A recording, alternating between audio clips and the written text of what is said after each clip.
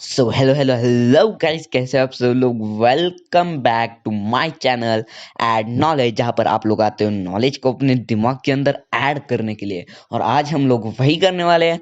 आज का टॉपिक है, आज की इस वीडियो का टॉपिक है हमारे माननीय गांधी जी, फ्रीडम फाइटर गांधी जी। तो बिना किसी देरी के let's start the video man. Mohandas Karamchand Gandhi एक भारतीय वकील, उपनिवेशवाद विरोधी राष्ट्रवादी और राजनीतिक नैतिकवादी थे, जिन्होंने ब्रिटिश शासन से भारत की स्वतंत्रता के लिए सफल अभियान का नेतृत्व करने और बाद में दुनिया भर में नागरिक अधिकारों और स्वतंत्रता के लिए आंदोलनों को प्रेरित करने के लिए अहिंसक प्रतिरोध का इस्तेमाल किया। 1914 में पहली बार दक्षिण अफ्रीका में उनके लिए लागू किए गए सम्मानित महात्मा उपाधि अब दुनिया भर में उपयोग की जाती है। गुजरात के तटीय इलाके में एक हिंदू परिवार में जन्मे और पले-बढ़े, गांधी ने लंदन के आंतरिक मंदिर में कानून का प्रशिक्षण लिया और जून 1891 में 22 साल की उम्र में उन्हें बार में बुलाया गया। भारत में 2 अनिश्चित वर्षों के बाद वह एक सफल कानून अभ्यास शुरू करने में असमर्थ थे। वे एक मुकदमे में एक भारतीय व्यापारी का प्रतिनिधित्व करने के लिए 1893 में दक्षिण अफ्रीका चले गए। वह 21 साल तक दक्षिण अफ्रीका में रहे। यहीं पर गांधी ने परिवार का पालन पोषण किया और नागरिक अधिकारों के लिए एक अभियान में पहली बार अहिंसक प्रतिरोध किया। 1915 में 45 वर्ष की आयु में वे भारत लौट आए और जल्द ही अत्यधिक भूमि कर और भेदभाव के विरोध में किसानों और शहरी मजदूरों को संगठित करने लगे।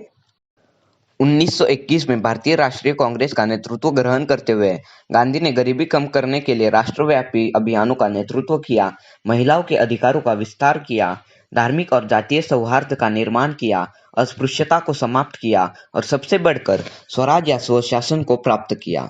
गांधी ने भारत की ग्रामीण गरीबों को साथ पहचान के निशान के रूप में हाथ से बुने हुए धागे से छोटी धोती को अपनाया। उन्होंने एक आत्मनिर्भर आवासीय समुदाय में रहना शुरू किया, सादा भोजन किया और आत्मनिरीक्षण और राजनीतिक विरोध दोनों के साधन के रूप में लंबे उपवास किए। आम भारतीयों में उपनिवेशवाद विरोधी राष्ट्रवाद लाते हुए गांधी ने 1930 में 400 किलोमीटर दांडी नमक मार्च के साथ अंग्रेजों द्वारा लगाए गए नमक कर को चुनौती देने में उनका नेतृत्व किया और 1942 में अंग्रेजों को भारत छोड़ने का आह्वान दिया। उन्हें दक्षिण अफ्रीका और भारत दोनों में कई बार और कई वर्षों तक कैद किया गया था। धार्मिक बहुलवाद पर आधारित एक स्वतंत्र भारत के गांधी के दृष्टिकोण को 1940 के दशक की शुरुआत में एक मुस्लिम राष्ट्रवाद ने चुनौती दी थी, जिसने ब्रिटिश भारत के भीतर मुसलमानों के लिए एक अलग घर की मांग की थी।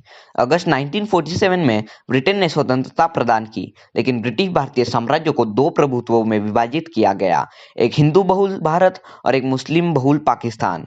जैसे ही कई विस्थापित हिंदुओं, मुसलमानों और सिखों ने अपनी नई भूमि पर अपना रास्ता बनाया, धार्मिक हिंसा शुरू हो गई।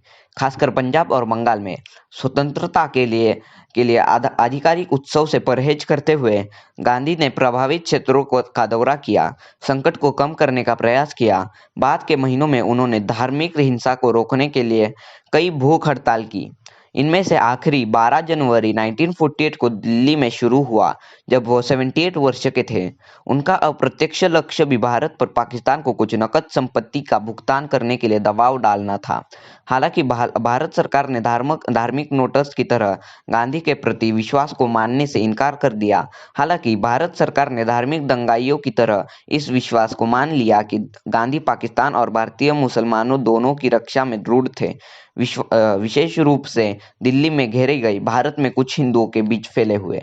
इनमें पश्चिमी भारत के एक उग्रवादी हिंदू राष्ट्रवादी नथुराम गोडसे थे, जिन्होंने 30 जनवरी 1948 को दिल्ली में एक अंतर धार्मिक प्रार्थना सभा में सीने में 3 गोली मारकर गांधी की हत्या कर दी। गांधी जी का जन्मदिन 2 अक्टूबर भारत में गांधी जयंती, एक राष्ट्रीय अवकाश और दुनिया भर में अंतर्राष्ट्रीय अहिंसा दिवस के रूप में मनाया जाता है। गांधी जी को आमतौर पर, हालांकि औपचारिक रूप से नहीं, भारत में राष्ट्रपिता माना जाता है और आमतौर पर उन्हें बापू कहा जाता है। सो बाय गाइस, आज की वीडियो में बस इतना ही। मिलते अगली वीडियो में, जहाँ पर हम और एक बार नॉलेज को ऐड करेंगे दिमाग में।